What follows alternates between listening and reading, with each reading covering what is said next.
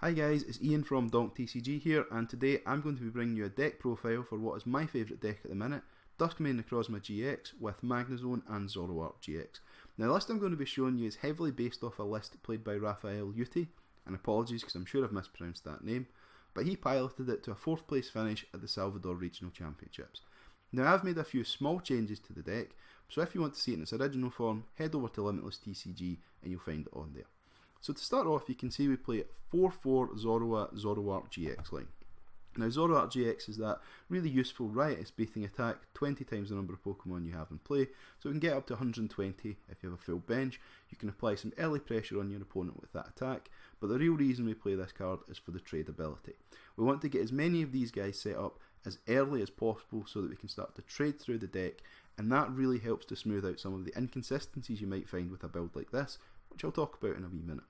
It also means that you can cut down on draw supporters, so as you can see we play 3 Cynthia, 1 N and 1 Sycamore. Now 5 draw supporters is usually quite a small amount for a deck, but because of that trade ability you're not so reliant on your supporter for turn to draw you more cards, and that means you can afford a little bit more room for some other supporters that you might prefer to use in certain situations, such as Mallow.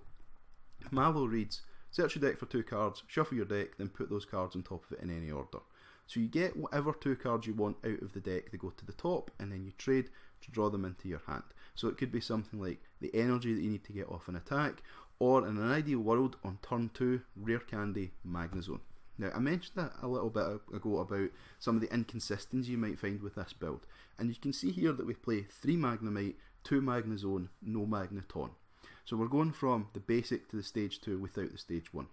And this is very similar to the lists that players like Todd Reklev and Philip Schulz played at the Oceania International Championships, where they played Zoroark GX with Gardevoir GX but weren't playing Kirlia. And Todd won that entire tournament. So that just proves that playing this style where you're just using Rare Candy to get your stage 2 Pokemon up and running with Zoroark is really powerful and adds a great deal of consistency. So you're not too worried about not having the Magneton. Now speaking of these Pokemon, there were 2 Magnemites printed in Ultra Prism, and this is by far the better one. It has that solid unit ability. As long as this Pokemon is on your bench, prevent all damage done to this Pokemon by attacks. So that's really useful if you're playing something like Buzzwole, because it can't do 30 damage to this Pokemon if it's on the bench. If Tapu Koko uses Flying Flip, it doesn't take 20 if it's on the bench. And that means that you can keep these around a little bit longer, which gives you more time to get your Magnezone set up. And Magnezone really is the heart of the deck, and it comes from this magnetic circuit ability. As often as you like during your turn, before you attack, you may attach a Metal Energy card from your hand to one of your Pokemon. So it essentially means that you can attach as many Metal Energy in any way that you like during your turn, and that's great for powering up some of the more high cost attacks, which we'll see in a wee minute. But I want to mention very briefly Magnezone's own attack, Zap Cannon. It does 130 damage for 3 metal and a colourless, and it can't use Zap Cannon during your next turn. Now 130 damage for 4 isn't amazing, but this is a non-EX, non-GX attacker, so it's really useful if you come up against something like a Baby Ninetales, for example, which can't be damaged by EX or GX Pokemon, or more commonly these days, Hoopa with that Scoundrel Guard ability, which again means it can't be damaged by GX and EX Pokemon. You have a built-in answer to that in this deck. So you don't need to worry about taking a Pokemon in to deal with that matchup because you've already got it covered. It can also one-shot something like a Glaceon GX or a Gardevoir GX as well because of weakness. Now we talked about some of these high-cost attacks, and they start here with Dusk Necrozma GX. So as you can see, he has 3 attacks, and his first attack, Claw Slash, does 60 damage for 3 colourless energy. It's not the best attack in the world, but it does have some utility in the early game. It means that you could KO something like a Ralts or a Zorua and really set your opponent back. Where the Pokemon gets really good though is its second attack, Meteor Tempest. This attack does 220 damage for 3 metal and a colourless energy, and you discard 3 energy from this Pokemon. 220 is a terrific number to be hitting in this format. It one-shots Zoroark, it one-shots Golisopod, and a whole host of other Pokemon that are really popular at the minute. Discarding the 3 energy can be a little bit of a pain, but because of Magnezone's ability, we can get that energy back onto it the following turn, get it up to the 4, and get going with this attack again. Its third attack is its GX attack, Sun's Eclipse GX. It does 250 damage for 3 metal energy, but you can only use the attack if you have more prize cards remaining than your opponent. So if your opponent was to take an early KO on one of your Zoros with a Buzzball, for example, and you could get this attack up and running quickly, you could take a big knockout on them to slow them down, swing the game back in your favour. It's a really useful GX attack to have, but it's not the GX attack of choice in this deck. That belongs to Dialga GX. So, as you can see, he has 3 attacks as well. His first attack, Overclock, for a single metal energy, draw cards until you have 6 cards in hand. It's a really, really useful attack if you're going second. You play out your deck, you use this, you play out your hand rather, you use this attack, you draw up, and you're ready to go for your next turn. His second attack, Shred, for a metal energy and 2 colourless energy, does 80 damage, and its attacks damage isn't affected by any effects on your opponent's active Pokemon. So 80 damage for 3 isn't the best number in the world, but it will take out something like a Wimpod or a Trubbish, these 70 HP basic Pokemon, and its ability on the attack here means that if your opponent's used something like Armor Press with Golisopod, it won't reduce the damage by 20, so there is some usefulness in that. But as I said, we really play this card for its GX attack. Timeless GX does 150 damage for 3 metal and 2 colourless, and you take another turn after this one. So the attacking ends your turn obviously, and you start again. Your opponent doesn't get to play, and that is so powerful. This attack can win you games, it can turn games around that you thought you were going to lose, and it's done that for me several occasions. It's such a powerful attack. The ability to take those 2 turns in a row really can set you up to win the game from that point on. It is a bit costly, and it has that 5 energy, but because you have Magnezone's ability, you're not too worried about getting on there, and there's a really good combo you can play with this card and Acerola, which here I have here, which reads, put one of your Pokemon that's any damage counters on it and all cards attached to it into your hand. So if Dialga has some damage on it, you can Acerola it back up, get all of that energy, and then distribute it where you need, because obviously its other attacks only cost 1 and 3, so you don't need 5 energy on it there. You'd rather get that off, and then you can put it back elsewhere. Or you could obviously pay the retreat cost for it to get it into the discard pile, and you can bring it back with something like Mount Coronet, which is also a really key card in the deck. Once during each player's turn, that player may put 2 metal energy cards from the discard pile into their hand. So obviously you get your 2 metal energy back with Mount Coronet, and then you can attach them whenever you like with Magnezone. So those are the main Pokemon in the deck. We obviously have Tapu Lele, which is in every deck at the minute more or less, and you can see that we play 3 Tapu Lele. Now some decks at the minute are playing fewer than 3, but for a while there 3 was the kind of standard every deck played, and 3 gives you that better chance of getting your turn 1 Bridget. You can see that we play 3 Bridget as well, and obviously 4 Ultra Ball, so that gives us 10 outs to a turn 1 Bridget, which is what you really need to get in this deck. Todd Reklev famously said, I believe it was at London, that if I get Bridget in turn 1, I win, if I don't, I lose. And that's quite similar to this deck. You need to get set up as quickly as possible, so we have 10 outs to Bridget on turn 1. Ideally you want to start with it in your hand, which is why we play 3, and that means that you're not taking up a bench spot with a Tapu Lele, but you have those out to get it there anyway. We also play 2 Field Blower, which is really useful in the matchup against Garbotoxin obviously, because you're so reliant on your trades and your magnetic circuit ability. You can remove those tools.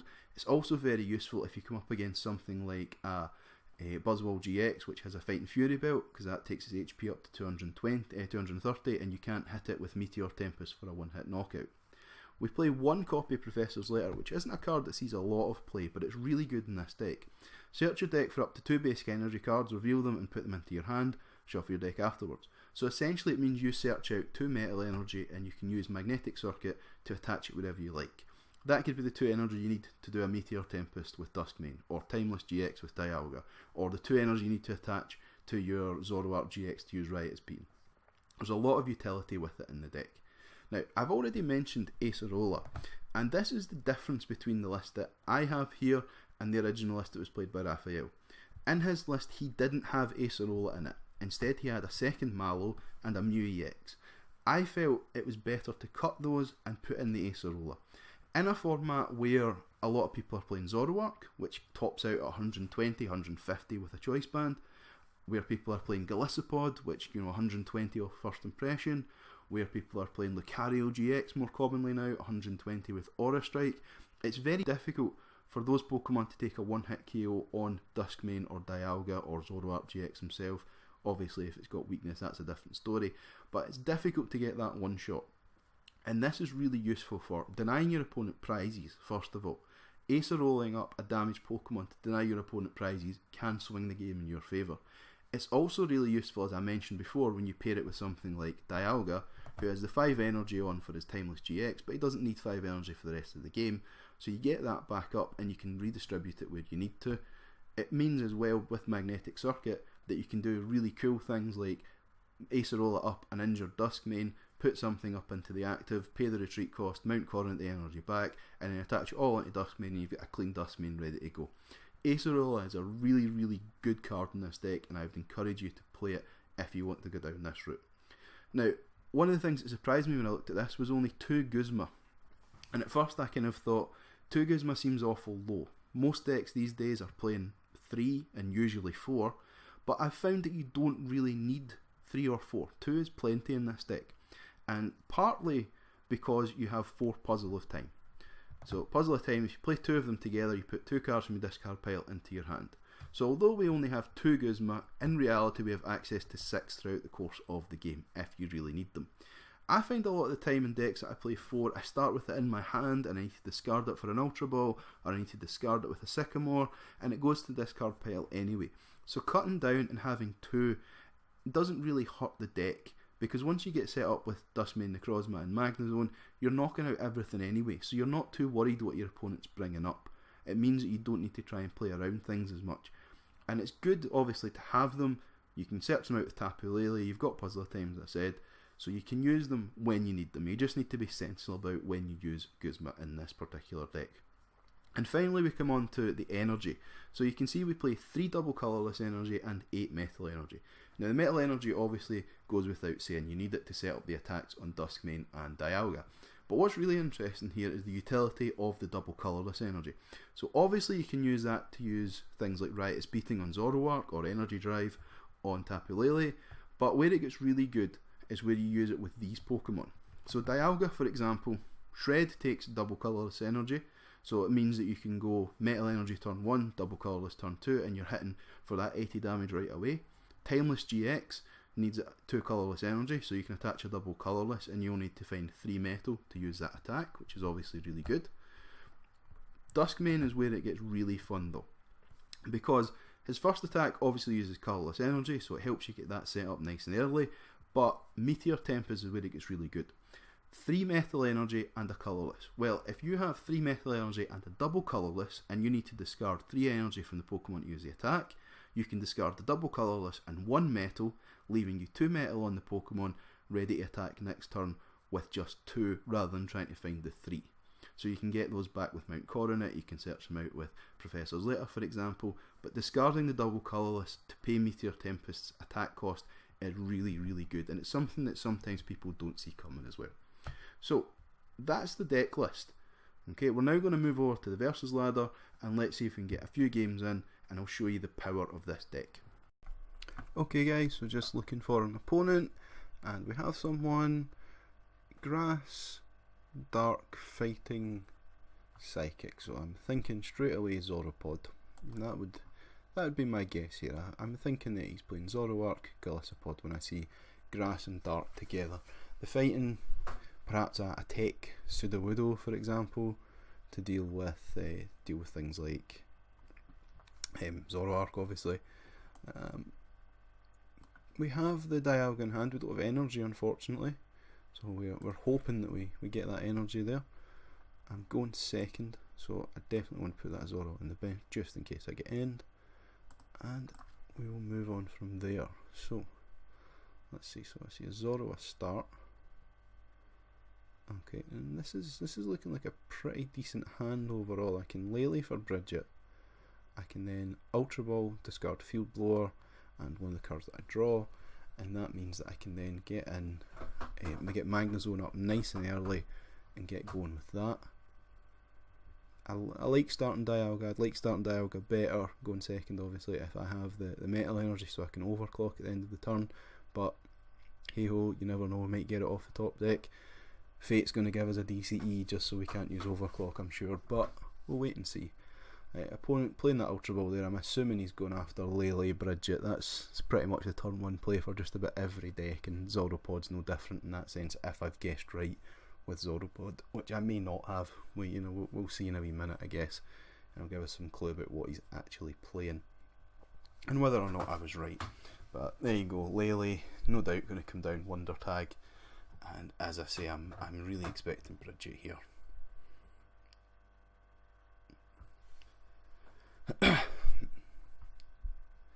And yeah, here it comes. So my guess would be Zoroa Wimpod. That's what I'm thinking I'm going to see. Maybe Zoroa Wimpod Tapu Koko possibly, but some combination of those is what I'm expecting here. I'd be surprised if I see much else, to be honest.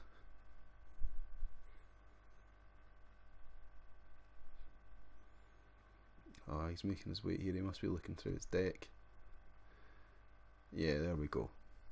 Zoroa, Wimpod, Tapu Koko, and an energy on the Wimpod. It's a nice turn one from my opponent, and we get the Metal Energy. Awesome. So straight away we're going to put that Metal Energy onto Dialga, so I don't forget. And then I'm going to go Lele.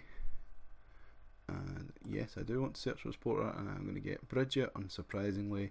And let's have a quick look through the deck while we're here. So, okay, all our Zoros and Zoroarks are available. One Magnemite's prized, one Lele's prized. Let's have a look at the energy. Quite a lot. My opponent's happy about something, fair enough. Let's see, what can we do here? So we're going to go Bridget. I'm going to get Zoroa, Magnemite. Now I hate having that Magnemite on the bench taking up a space when it doesn't need to, but you got to be careful here. I've got Candy for Magnezone next turn, so let's just do it. Overclock. Here we go. See what we get. Two Cynthias, terrific. So one of them's going with a field blower probably. Okay, so Parallel City coming down, and I think I'm going to get rid of that. And I can't afford to risk the Guzma Golisopod play here and lose the Magnemite when I've got it on board, so it has to be one of the Zoros. Unfortunately, I guess it's now two Cynthias, or possibly what we top deck, that are going into the discard pile. So he doesn't have it, fair enough, but it's too risky. If he could take out that Magnemite, and I know one of them's prized, it's too much to take a chance on there. It's just not worth the risk, unfortunately. So let's see, what are we going to get here? He's played Cynthia, so I know Guzma's not coming down. I know N's not coming down, so this is the hand that I'll be working with next turn, which is really nice because it means I can get rid of that Parallel City straight away. Although it is a bit annoying that his damage is reduced by 20 on that Golisopod, and I'm going to have to get rid of that, but it's for the greater good. Ultra Ball, I would really expect to see a Zoroark here. He may well have a DCE in hand, or he may well be going after a DCE, and he can do 100 at the minute, 120 if he benches another Pokemon, 150 if he gets a choice band, but not enough to take out Dialga, which is the important thing for me at the minute. Gives me a little bit of time. So he's trading a single puzzle there. Let's have a look at his discard. 3 Ultra Ball away, Golisopod away as well. Okay, so down comes another Zoroark, fair enough. I think he's still going for that DCE, trying to put some damage on in the early game. Let's hope that he doesn't get it.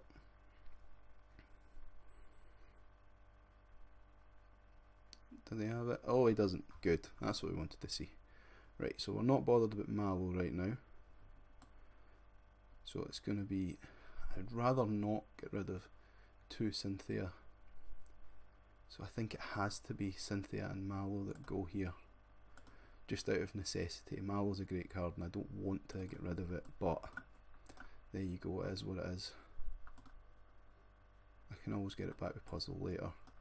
Down comes a field blower, get rid of that. And then we go Rare Candy, Magnezone, and Cynthia. Come on. Okay, we know what we want to see here. We want to see DCE and 2 Metal Energy. And that's pretty much useless across the board there. Nothing that really helps us out at all, unfortunately. and that's pretty disappointing. The only upshot here is that my opponent did not get any damage off last turn, and I don't see him getting damage off here. Do I want to? Because I can play that and then I can overclock. If I attach that energy, do you know what, I might as well, because I'm just going to end my turn anyway, there's nothing else I can do, so might as well attach and overclock for one and see what happens. Be nice to see another Magnezone off the top here, and it's an energy, so at least we're in a spot next turn, assuming that he doesn't get rid of that Magnezone. He could go Guzma DCE and drop a I've forgotten Glissopods GX attack for a second here. Crossing Cut GX, of course it is. Crossing Cut GX, he could do that, but he's just Synthiaed, so the Guzma's not coming. Okay, he gets the DCE, so I'm expecting the most they could get away with here is 150. Now, in an ideal world, we're in a really, really good spot if he hits me here, and I have that Acerola in hand. So what I really, really want to see off the top here is energy. Okay, I really, really want to see some energy here. DCE would be perfect, because that means that I can use Timeless GX, take the knockout, then next turn I can Acerola it back up, get that energy, and hopefully be able to take the knockout with something else. It's actually not a perfect position because I don't have Duskmane on board to attach that energy onto, which is unfortunate, but hey, it is what it is, you know. So 100 damage comes onto Dialga, and we hit double puzzle. So is there anything in here that can help us out? Let's have a look. So there's nothing here that really jumps out. Maybe the Mallow. If I got Mallow and Ultra Ball, then that would let me get DCE Duskmane, which would be really handy. So let's do that. So we're going to go Puzzle of Time, 2 cards and discard pile in your hand, and I'm going to go Mallow, and I'm going to go Ultra Ball.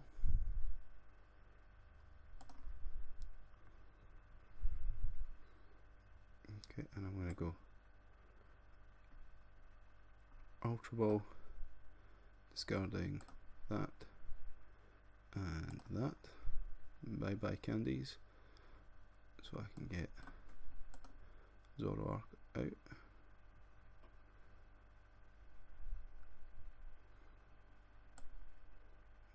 Okay, Zoroark comes down, and then we go Mallow, and we're going to get DCE, and I'm thinking Duskmane here, DCE Duskmane. And I don't really want to trade the Lele, but I don't have much choice because I want the, well, how fixed am I on the Acerola am I really that bothered?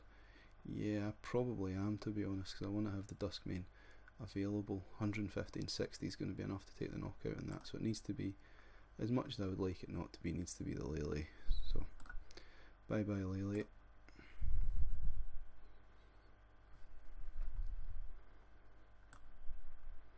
Duskmane comes down,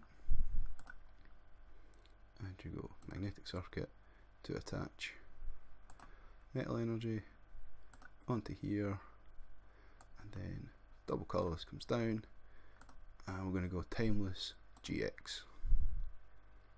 Boom. Let's see what we draw. Draw support would be really nice here.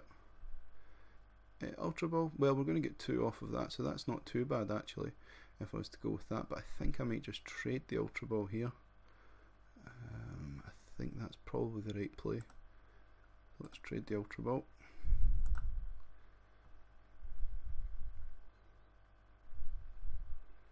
Okay, so we've got the N, so that's good.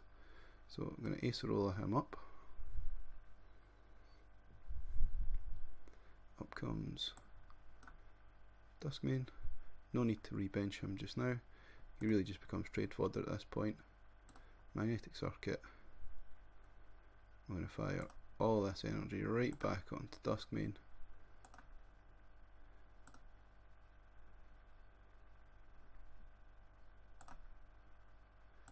That's 20, 40, 60, 80, 100, 120, 140, 160, 190. So I'm not going to attach the DCE right now because I don't need it. All I'm doing this turn for the knockout is Shred. So I'm going to put that there, which leaves me in a good spot. Shred, Claw Slash. So I can Claw Slash. Lele now can't take the knockout, which is really good. And you see there the power of that timeless GX. Oh, perfect. Perfect prizes there with the Lele. I've even got an energy to boot. So now I can really start going after stuff. I can Lele for a Guzma to take it down. He's going to bring up, as I expected there, the Lele, and I was counting those numbers out in my head as you heard. So 20, 40, 60, 80, 100, 120 does at the minute. End's a bit of a pain, but fair enough. 120, 150 with the choice band. If I'd put the DCE on there, that would have taken up to 190. So I'm happy with that play. That was a sensible play on my part not to do that. So we've got Guzma here, which is really, really good. I can attach the energy onto the Magnemite. He's one cost retreat. Interesting choice that he went down the route of the attaching to the Lele rather than attaching to the Gliscopod. Gliscopod's armor press does 100, but it reduces damage done to it by 20, which means Meteor Tempest would not be able to take a one shot on the Gliscopod. He's already attached, so that Sudowoodo can't take a knockout this turn. I used Claw Slash last turn anyway, so it wouldn't be able to, but that's something that I need to be aware of now, that Sudowoodo could take an easy return knockout at some point. So there comes the energy drive. 120. That's fine. Let's have it. Oh, we even get the Acerola here. So is that the right play? Acerola, I think it is. First thing I'm going to do is bench the Zoroark, and then I'm going to trade my Magnezone. Okay, and hit DCE. So now I can go Acerola that up, 1, and retreat the Zoroark. Then I can take the big knockout, and I'm in a spot where potentially the Sudowoodo could take the knockout next turn. I think that's probably what he wants, in all honesty, but I can respond to the Sudowoodo and I'm in a good spot overall, so I'm pretty happy doing this. Okay, I feel okay about this. So up comes Zoroark. Magnetic Circuit to put 1 onto him. I'm done for the time being because I'm going to bench Dusk main. And then Magnetic Circuit 4 onto him. 1, 2, 3, and 4. Now I'm not going to attach the DCE here, and it would be ideal, but if he does come up with that Sudowoodo, I want to be able to respond with my Zoroark to take the knockout, and I need the DCE to do that. So I'm going to retreat up here. I'm not going to attach the DCE because I'm worried about an enhanced hammer coming down. I'm going to leave that just now. How many puzzles have I got? I've got 2 in the discard. Right, I'm not going to play my single puzzle just now because I know there's one in deck. So let's go for it. And we'll go Meteor Tempest to take a big knockout on the Lele, go up by 4 prizes, and I'm expecting the Sudowoodo to take the knockout here, but I'm ready to respond and knock out the Sudowoodo with Zoroark. So I'm not too well. I say I'm ready to respond. Sudowoodo's got 90 HP, so I would need to find another Pokemon. Now he's going Wonder Tag. I'm assuming it's going to be for N. If it's anything but N, I would be quite surprised here. So maybe I should have attached that DCE before, but I'm trying to play again. So I'm trying to play around. Oh, he's going for the Mallow here. Okay, this is very interesting. He's definitely going for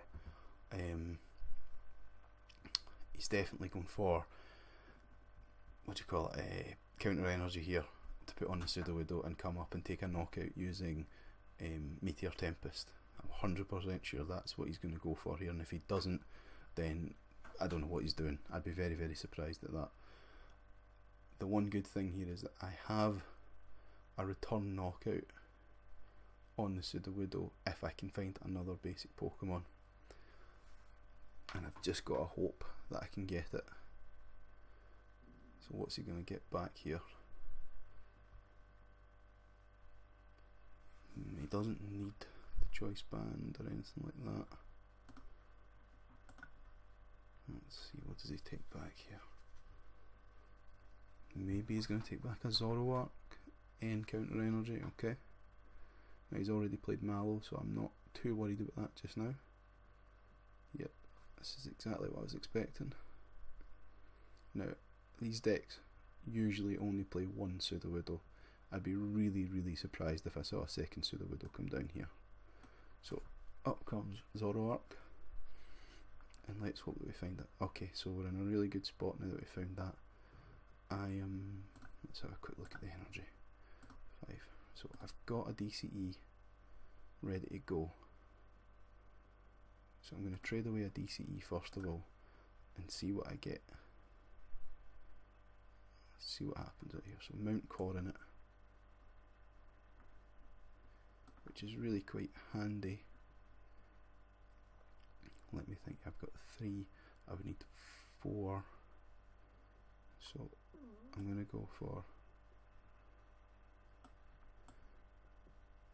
Ultra Ball, and I'll discard 1 Mount Coronet and 1 energy to get Tapu Lele.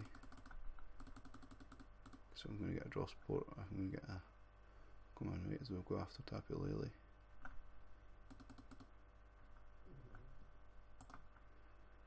Tapu Lele, okay. I'm going to play Coronet and go Lele, and I'm going to get Sycamore this time.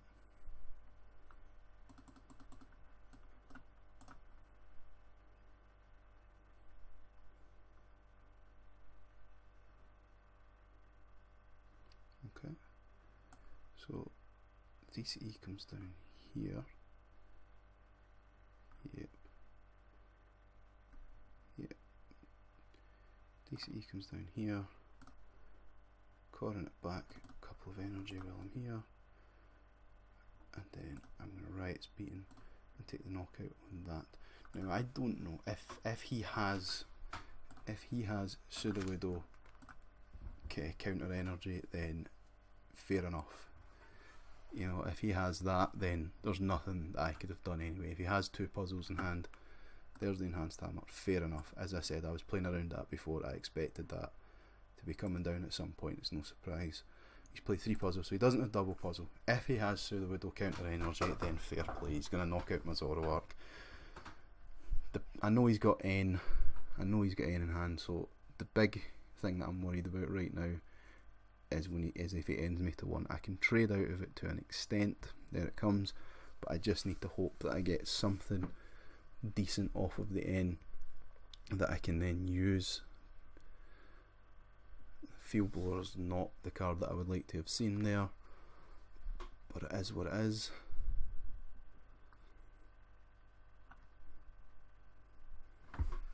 Now this Tapu Koko is obviously what I want to be going after. It's 110 HP, so I need a full bench and I need DCE to knock it out. I would be very surprised if he left that in the active though, so I'm probably going to need to try and find a Guzma as well, and that into one's left me in a really tough spot.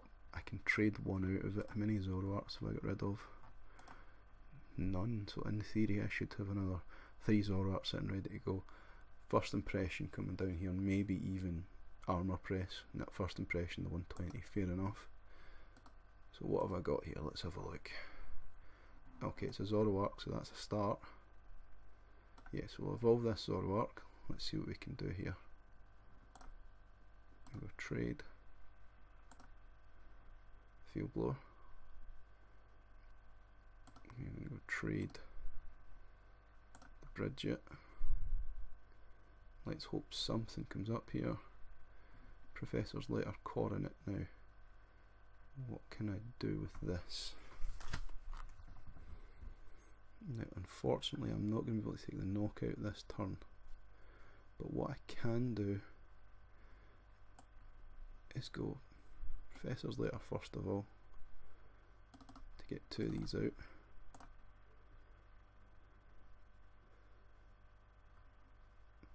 And I'm going to go take two of these back. 1, 2, 3, 4, 5, 6. So that's not going to be enough. So what I'm thinking I do here, do I want to use Lele as an attacker? I don't think that I do in this spot.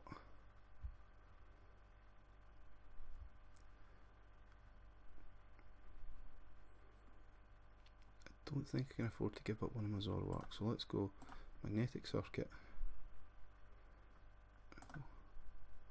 1, 2,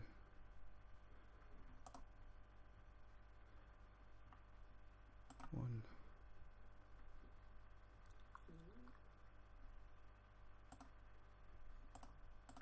Put one in the Lele just so we've got a retreater if we need it. Is it on there? Retreat, and then up comes Zoroark for 100 damage with Riot's Beating.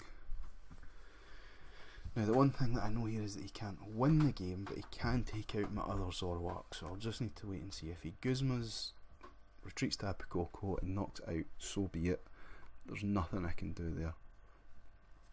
And the one thing I do know, if he leaves this Gliscopod in the active, I've got a shot at it, potentially. I would assume that he'd be looking to go Armour Press next turn, which would save that damage. He's played 2 DCE, I would expect the deck plays 4. He does play Counter Energy, so possibly 3, but I'm pretty sure he would have it. If he wants to end me here, go ahead, I've got one card in hand anyway. Interesting that he chose to trade the Guzma there. Maybe he's looking at Acerola, which would be a good play as well.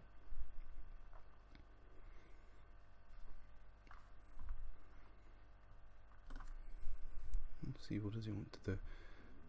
Okay, so Field Blowing away the Coronet, fair enough.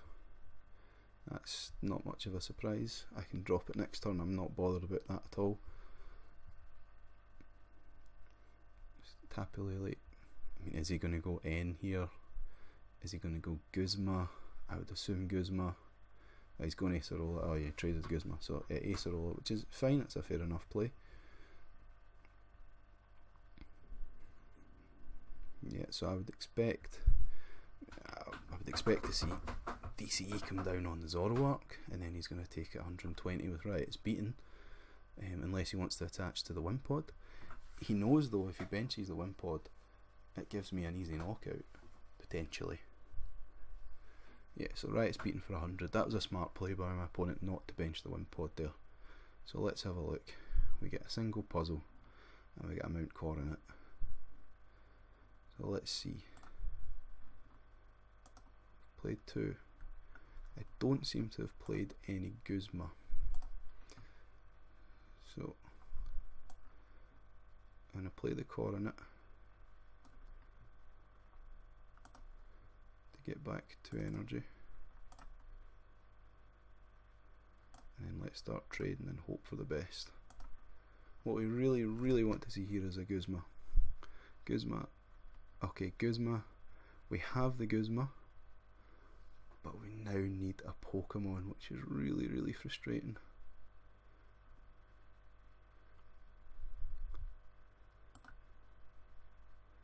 And now, just as I think about it, I could probably have got away with attaching to the Magnezone as well here. Okay, this does not help us all that much, unfortunately, because I can't Guzma and Zoroark in the same. I can't Guzma and Sycamore in the same turn. So what do I want to do here? I know he's got the grass energy in hand. Do I want to put him down with an N?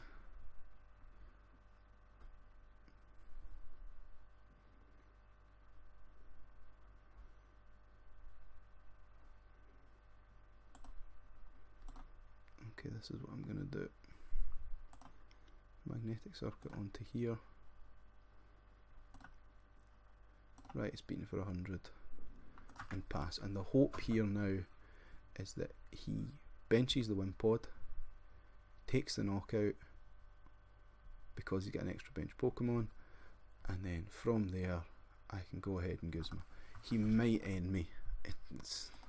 I could say that about every turn more or less. He's played 2. I would imagine the deck probably plays 2 or 3. I'd be surprised if he's playing a 4-end count. He traded away that Wimpod. He's going to trade again. Now I'd have to assume I'm going to see N here, because he knows that he's got 1 card in hand to draw next turn.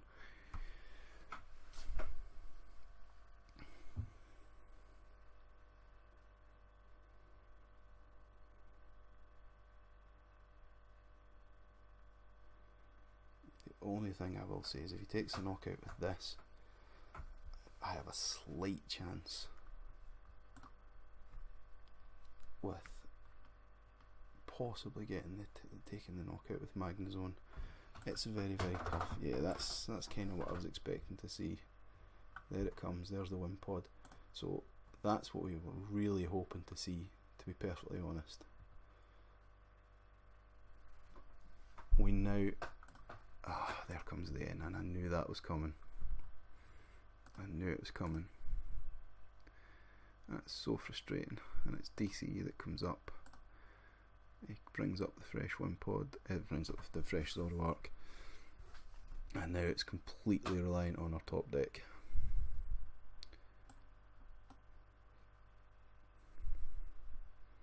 We've got a top deck and we've got a trade. And there's the top deck, the exact card that we needed. Sometimes it's better to be lucky than good.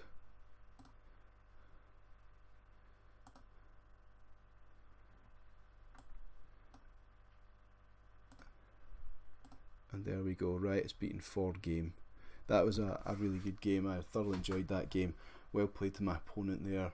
Bad luck at the end. You know, sometimes your opponent gets the Guzma, they take the game, and that's just the way it goes. But well played to my opponent. That was a very good game. I'm glad I got to show you Timeless GX in action. You got to see the power of that as well, which was really, really good. So happy with that one. Okay guys, just waiting on finding an opponent here. And here we go. We're getting paired with someone. And I'm seeing Fairy, Psychic, Water, Fighting. So my mind straight away goes to Gardevoir, with obviously the Fighting Glade, the Octillery support. Maybe this will have Sylveon in it. Who knows? We're just going to have to wait and see, I guess. But Fairy Pokemon are weak. Okay, I have to take a mulligan. Fairy Pokemon are weak to Metal, so that gives us a bit of an advantage in the sense that I can use obviously big knockouts with Duskmane, but you can also use Magnezone here, which could help with some knockouts. This is a pretty decent hand, I have to say. I'm pretty happy with this hand as a start.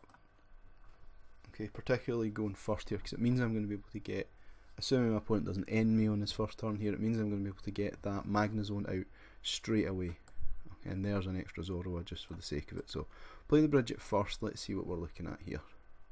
So I could take a Magnemite, I'll take 2 Magnemites, I'll take the Zoroark, I've got access to them, that's really good. I've got 3 Lele in the deck, good. All 4 puzzles are in there, 3 coordinates, only 1 Guzma, second one's prized, and I've got 6 energy, metal, 3 DC, I've got that one in hand obviously. There we go, so boom boom boom, bench the Zoroark. And I'm happy with that as a turn 1. No need to attach that energy right now. If I really want to put it somewhere, I can do it next turn. with a magnetic circuit. Now this Lily has to be going after a Bridget here, and yes it is. One of the good things in this matchup, apart from weaknesses already mentioned, is that you're discarding your energy with Duskmane, so that hampers Gardevoir's big attacks. Gallade's obviously annoying when you're playing the Zoroarks, but that's okay, we can live with that. So we're going to go Candy, Magnezone, and then I think I'm just going to Sycamore here, because ideally I want to be in fact I think I'm going to magnetic circuit that energy onto the Zoroark, and then I'll go and see, because ideally you want to be getting your, your Dialga is obviously very useful. So let's have a look here. I'll go, okay, so I'm going to evolve the first one here, and I'm going to trade and see what I get, and I'll make my decision here, because there's a few decisions that need to be made here. Can I get Timeless GX off? I don't think I can, but I have Duskmane. Again, Duskmane's probably not going to do too much good here at the minute, so we'll go for the second one, and this time I'm going to trade the Puzzle of Time, and let's see what we can do. Okay, so Professor's Letter. So if I was to, that would give me 4 metal energy, because I have that in hand. So I'm going to play Mount Coronet. I'm going to put down Duskmane.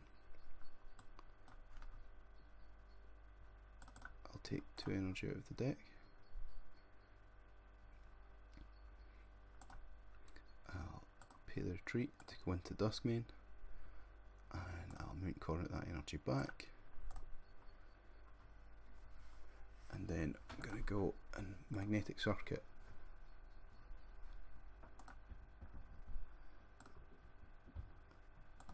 now. I'm only going to put 3 on just now, and that's for fear of the Candy Gardevoir. 3 is enough to take the knockout. It means that he has to get 7, so he needs DCE and Fairy Energy and Choice Band, which is a lot to ask, so I'm going to leave that just now. And I'm just going to Claw Slash for knockout. I don't want to make it any easier for him. I'm not worried about the Gallade here, because obviously the Gallade goes, and I had weakness anyway. I'm not worried about Gallade, so I can live with that there. Let's have a look here. He's put up his Lele. Right, so there's the Curlier.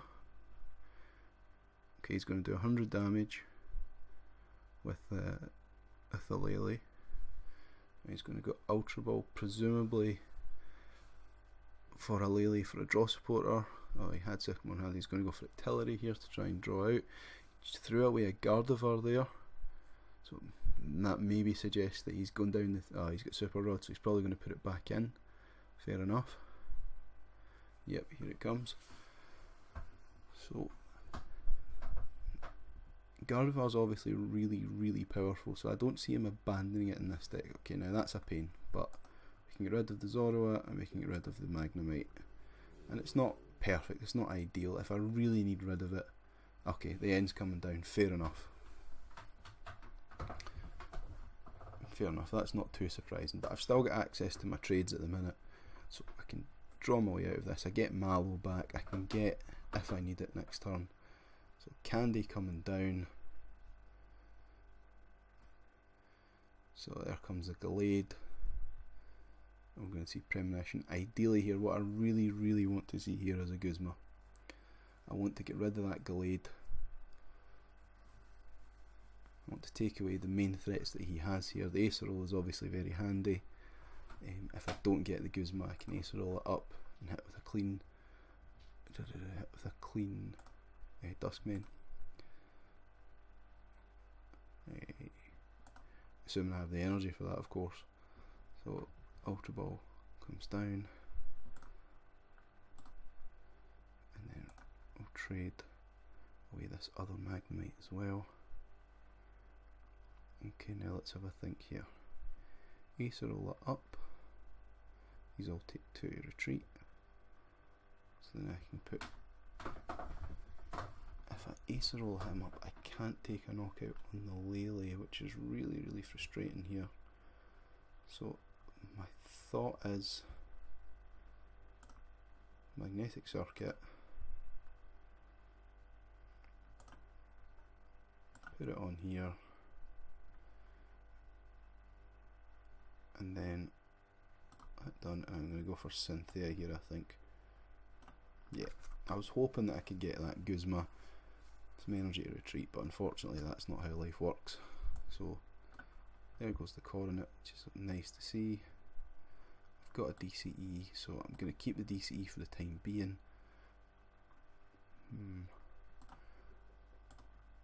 I don't have any metal energy in hand. I'm going to put down the Lele just now.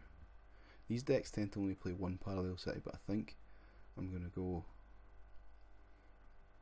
No, I think I'm going to leave it just now actually. I'm just going to take a knockout. Yeah, that's the right play. I can go after the Lele next turn depending on what I've got. If I get end, I get end. Fair enough. I'd rather have the Lele in deck. Now presumably he's going to come up here with Gallade, looking to get the double colourless and take the knockout that way, which is fair enough. But I'm really hoping that I can respond with a Dialga to knock out the Gallade and then go ahead and try and take the game from there. I need to wait and see Ultra, but I would assume this is going after an N. If this is anything but an N, I'd be very surprised. And obviously he's got 6 prizes, he draws 6 cards, he's got Abyssal Hand still, so yeah, that's 100% the right play on part of my opponent there. It's no surprise. He's turned on his Abyssal, not Abyssal Hand, sorry, he's turned on his Sensitive Blade as well, so he's definitely going to get the knockout here. Okay, let's see what we get off of the N. As I say, I was aware that my opponent was maybe thinking that, that's why I didn't play the Lele. I've got access to the Lele now. Yep, so here it comes. So, looking at the discard pile, I'm going to have 4 energy in there, so I can get 2 back.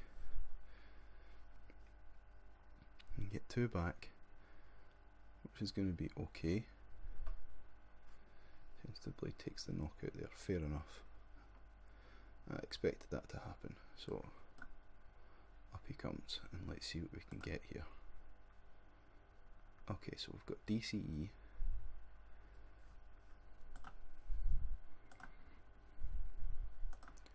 So I have enough,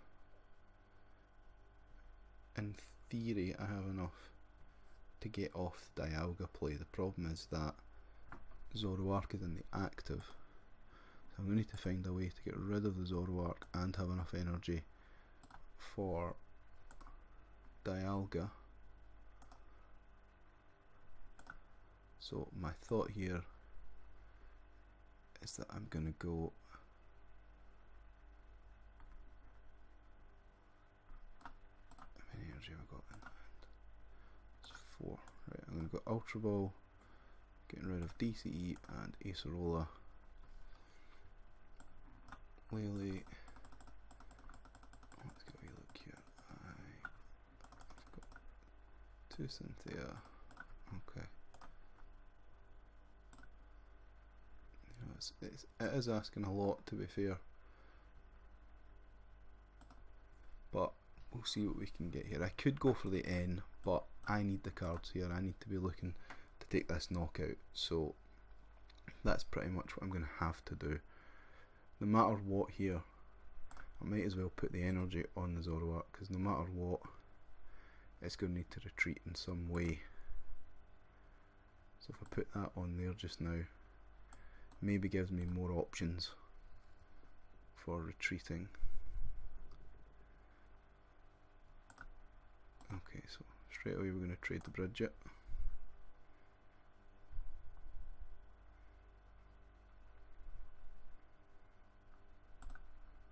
trade the rare candy.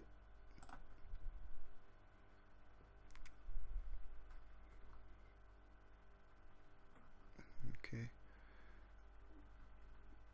I can do very little at this point, unfortunately. I can put down a Zoroark if I want to. I think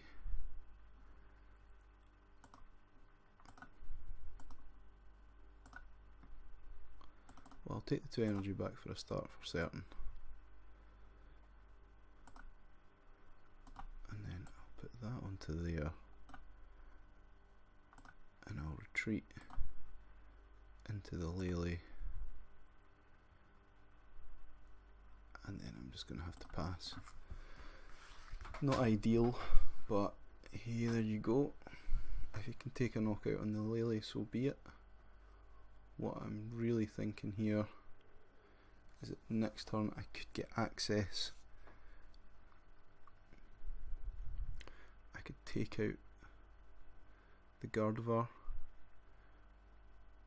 leave myself 1 prize.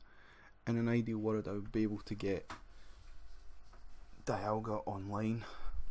That's asking quite a lot, to be honest, but you never know. We'll just need to have a look here. I can get 4. I could get DCE. I can get 2 back as long as he doesn't get rid of my Coronet. Ultra Ball. I'm assuming Lele here. Lele for N would be the play. Oh, he's going for the Guardy. Fair enough.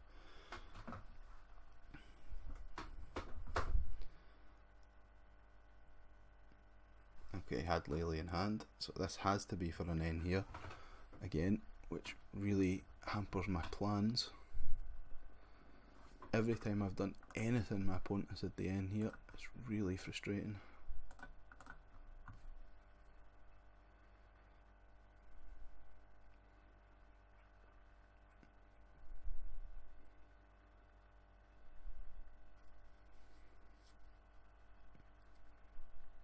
I just need to hope that I can get something out of here.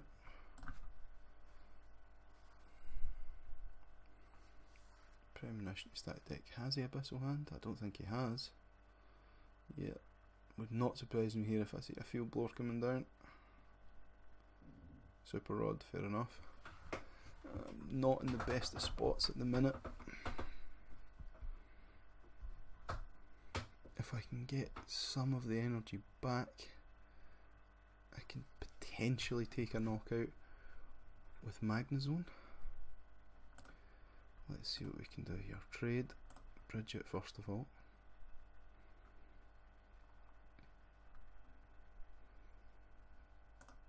And then we'll trade the other Zoroark.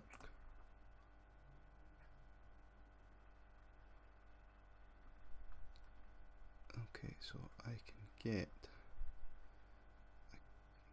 1, 2, 3.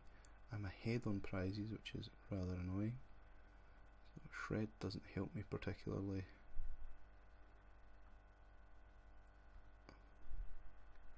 Help either. Right. It doesn't help. So I'm going to bench Dialga, which is almost certainly a mistake at this point in the game, but I'm just really trying to think what I can do here to get anything going.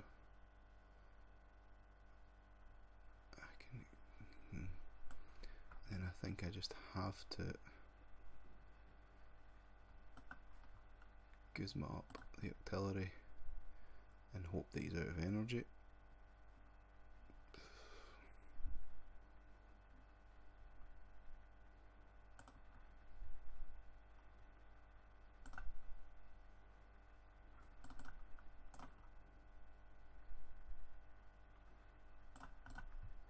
Yeah, I feel like I've made several misplays in this game. I'm quite disappointed with how this has gone. I've made a few mistakes. My opponent's had ends whenever he's needed it. It's caused some issues. He's going to drop the Sycamore. I would assume he's going to get the retreat here, and if he does, which he almost certainly is, then the Zoroark's going down. I kind of knew that already.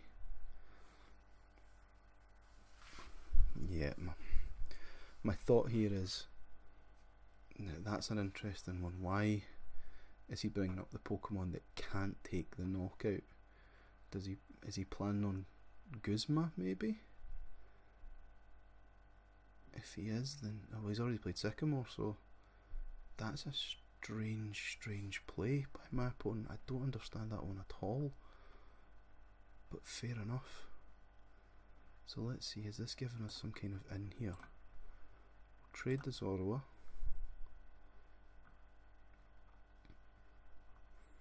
Okay, so double puzzle could be really useful here. So I need to think, what's the right play here? Right, so first thing I'll do is coronet these back.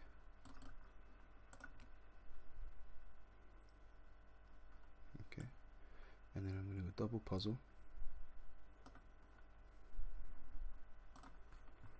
And I'm going to bring back Dusk main.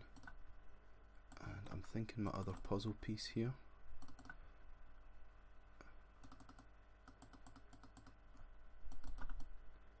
I think that's the way to go.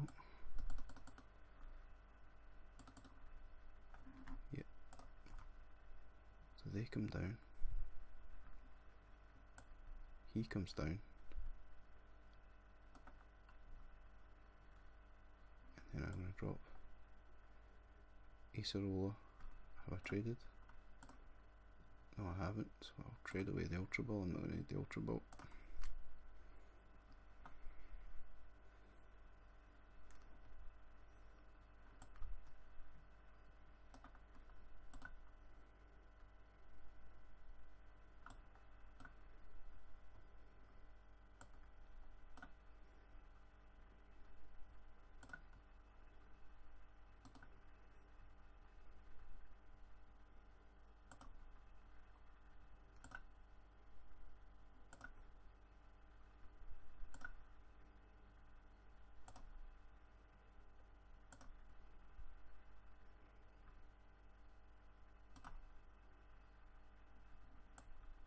Okay, so that's one here. Meteor Tempest for knockout. And I'm deliberately not attaching that one energy because I don't want to give him any more than I have to in terms of infinite force damage. So I think this is looking pretty good at the minute. He can knock out my Lele if he wants to, that's fine. I mean, he could possibly take out the Dialga, but if he leaves his Gardevoir active and doesn't deal with my Dusk main, then I have game.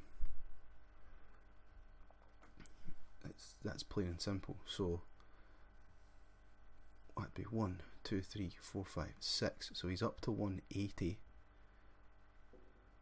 which is okay with me. Because if he knocks this out, I can Timeless GX and Shred for game. The Timeless GX is 150, Shred does 80. As long as I don't get end here, I can't get end again. Okay, Guzma, presumably for the Zoroark, for the Magnezone. Okay, fair enough.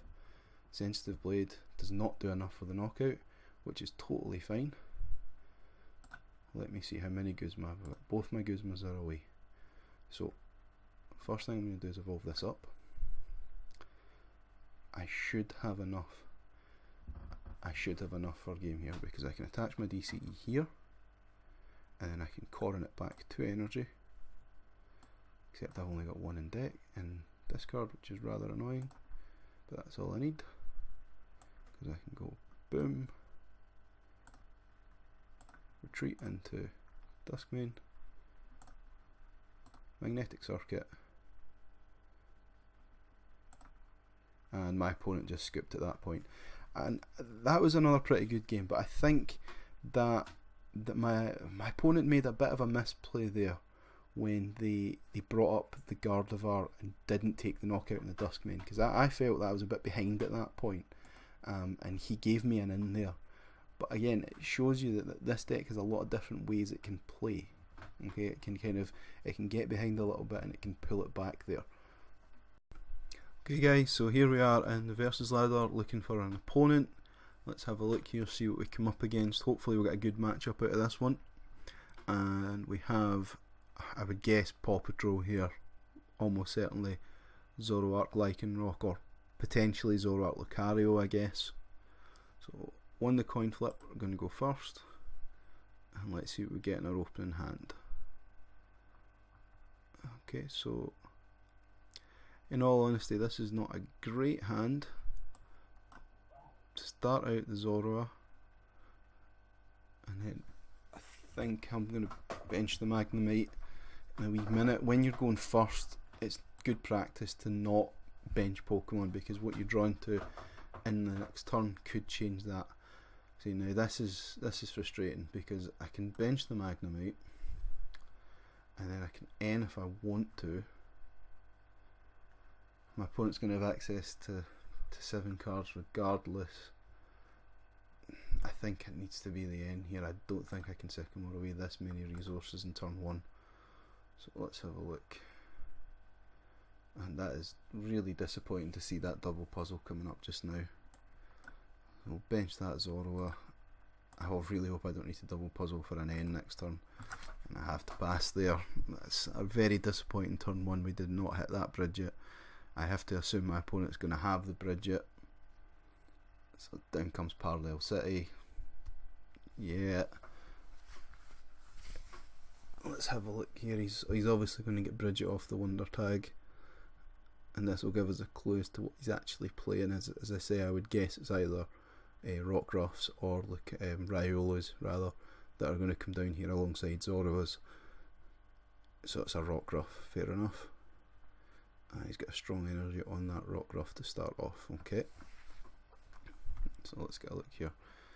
So I can go that there. I'm going to trade the Metal Energy, because it's not doing me any favours right now anyway. Okay, I can evolve this one, and then I'll trade this Zoroark. And we're just hoping to get a draw supporter here, hoping to get something. Okay, so I can go Field Blower to get rid of the Parallel City, bench the Magnemite, and then Wonder Tag, and we're going to be looking for a Cynthia off of this. So here we go, Cynthia. It's really tempting to use that double puzzle, obviously, but there's nothing in this card pile that's worth it just now. And hopefully we'll be able to find something later on, find those 2 cards again later on, and put them to much better use than we would see just now. Okay, so this is looking a bit better. I can bench. No, I don't want to bench him just now, but I do want to go and get. Yeah, I'm not worried about attaching right now, so go and we'll get the Magnezone. Get the Magnezone. And candy that up.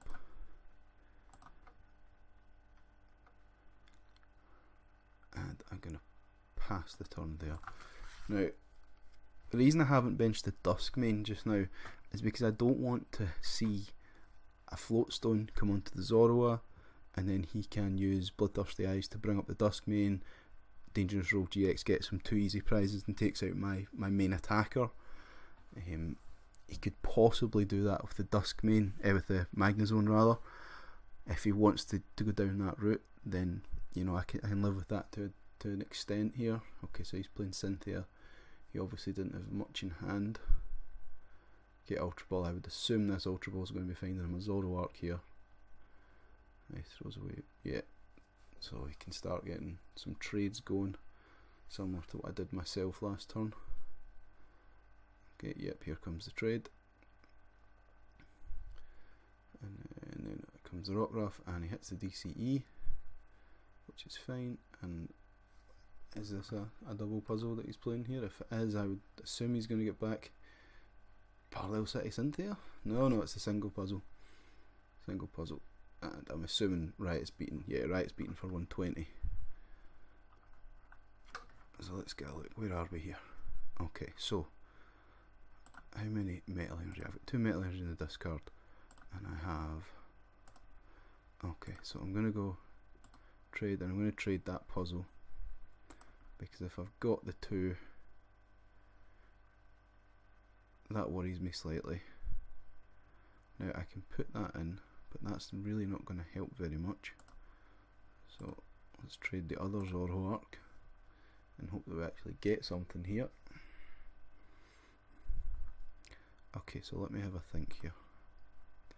I can get 2, but I can attach 1. I can get 2. That's not quite enough. Yes, it is enough actually. I'm talking rubbish because I forgot I had Ace of Roll in hand. So I'm going to bench that, and I'm going to go Coronet, get back my 2 metal energy. I'll go Ace of Roller up Zoroark. Duskmane comes into the active, bench the Zorua, and then we go Magnetic Circuit for 1, 2, and 3. Double Colourless comes on here, and Meteor Tempest is going to take the knockout. I'm assuming that that 1 card in his hand has to be something like a Cynthia. Oh, that's nice of my opponent to say. Give him a wee well played back there, just to be nice. I'm assuming that that card in hand that he has is going to be a Cynthia, a Sycamore, some kind of draw supporter. The Mallow's a good card to draw here. That can help us out. Yeah, I would assume that what I'm going to be seeing in a wee minute is, yeah, that's exactly what I expected. So I'm assuming he's definitely looking for Lycanroc. Lycanroc. He's definitely looking for yeah, Lycanroc. What am I talking about? Lycanroc and energy, so he can use that dangerous rogue, and he's got the evil, so that I would assume he has the energy as well here, that he's going to be able to use that to take the knockout. Okay, so he's going to go he's going to go Choice Band DCE then. That's a very, very nice play. I'm a big fan of stand-in Zoroark, I have to say. I think it's a really, really good card, especially if you play Zoroark Break as well. I play that in my Zoroark Weavile list, and it's a very, very powerful card. Is he going to take out the Magnezone here? If he does, that's going to be a really interesting play. I don't know why he would evolve. He's going after the Magnemite. I would assume he's going to play. Okay, that's a very interesting play. That's one that I, did not see coming at all. So now really what I'm looking at, because I can't retreat that guy, so I really need to find a Guzma here. That's pretty much the only thing that can help me out. So I'm going to trade, again the Mallow doesn't help very much, so I'm going to trade my Tapu Lele here, and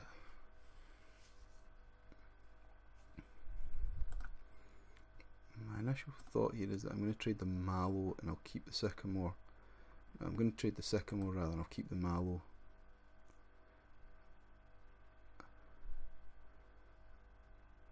And now I can coordinate some energy back. Now, if I had thought of that energy, I could have taken this Rockruff out with an attack here, which would have made a lot more sense. I might as well get this energy back just now.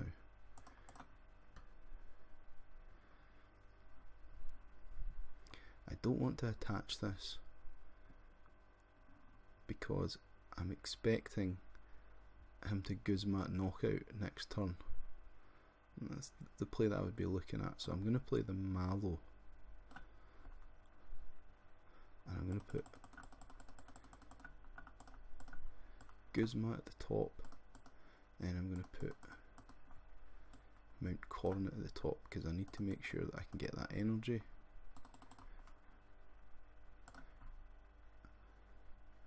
And then I'm going to pass and see what he does here. I would be really happy if he knocked out that Magnemite, but I don't see that happening. I just don't think that's the the play that he's going to make here. I think this is going to be Guzma, and he's going to dig for that DCE to knock out my Duskmane, which is annoying, but I'm not too upset about that because I have... Okay, he's dropping N. Okay, fair enough. So I know that I'm not getting Guzma'd, which is something. A bit annoying that the Mallows are gone though. I would expect another corner play here if he's not. If he's N and then he doesn't have the Guzma obviously. So I'd expect him to corner my Magnemite again. I don't have any energy in the discard, so I can trade with my Metal Energy as long as Mount Coronet stays around. And if he had Field Blower, I would assume he'd play it. Maybe he gets off a trade, I guess. It'd be quite annoying if he did have it, to be quite honest. I would happily see... Okay, there it goes. So I'm going to lose that, and this is extremely tough. It has to be one of the Zoroarks. I can't lose my attacker. That is a really, really pain in the backside Parallel City right now.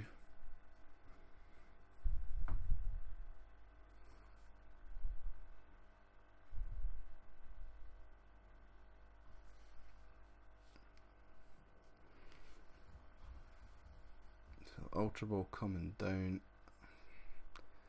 Lycanroc, so I'm assuming he has the energy and the knockout on the Duskmane if this is the play that he's going for here. Dangerous Rogue is not enough for a knockout though, which is the only thing, but I suppose if he's going to attach the DC and knock out the Zoroark, that's a very nice play. Very, very nice play, I have to say. I approve of that wholeheartedly. Let's think about this. How many energy do I have with this card? I have just have the DCE. That's 1. I can get back 2. And then that's... If I put a third onto him, get back 2, that means that I would have 4 in hand, which doesn't give me access. Right, so I'm going to go for this and hope that I draw something good here.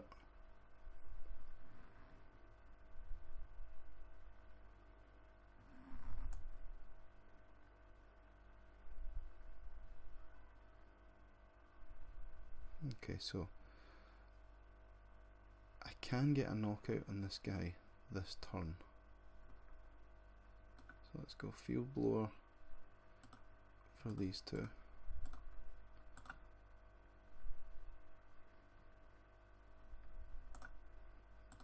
Okay, and I'm going to Magnetic Circuit my energy on here. Okay, and I'll leave it there. And then Meteor Tempest takes the knockout. So next turn I really need some luck. So come on, give me something good off the prizes. The Bridget's not useful. The Coronet is useful because if he doesn't knock out my Duskmane next turn, which he can't at the minute as far as I can tell, because I'm assuming there's no Max Elixir here, but he can't. Okay, so the N, now that is a real pain in the backside, that N. That's a real issue. I had game next turn, more or less. Okay, but maybe there's still hope here. Mallow's not going to help me, I've already played it anyway.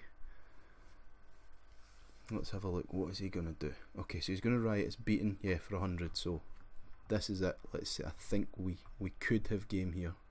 We could have game, so obviously we're going to Magnetic Circuit and put that onto there. So now I need a Coronet. Have I played my Sycamore? I have played my Sycamore, so it's going to have to be Cynthia at this point. Cynthia and Hope is the plan here. And let's see what we've got. So we're going to take the Cynthia. What's the energy looking like? I've got 3 metal, 2 double colours and 2 Mount Coronet. So I need to hit the Mount Coronet here. Would be perfect because that gives us game. That's perfect. The 2 puzzle of times is going to be more than enough to get back what we need. So we can go 2 cards from discard pile in your hand. It's going to be coring it, and it doesn't matter what else, so I'll just take Acerola just now. Coring it comes down, clears off Parallel City, activate it to get 2 of those metal back, and we're going to magnetic circuit on here. 1,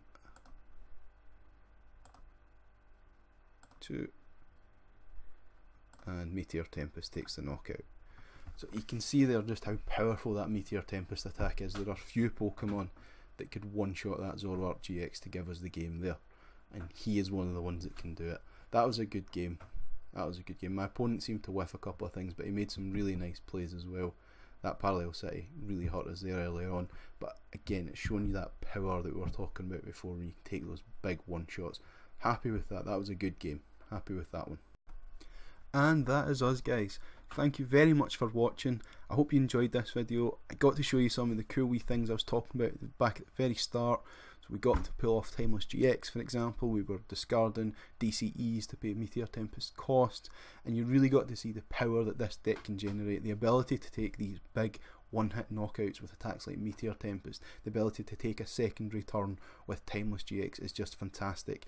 And you also got to see how having Zoroark GX there as your main support Pokemon really helps to smooth out those inconsistencies in terms of getting a hold of the rare candies, getting up your Magnezone, and when that becomes ready to go, it's so powerful, and you can just start distributing those metal energies and going nuts with big damage.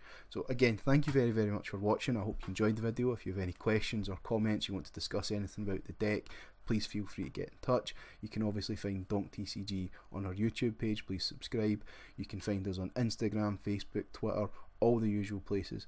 So once again, thank you very much for watching, and please do get in touch. We want to hear from you, we want your feedback, we want to know what you guys think about this deck.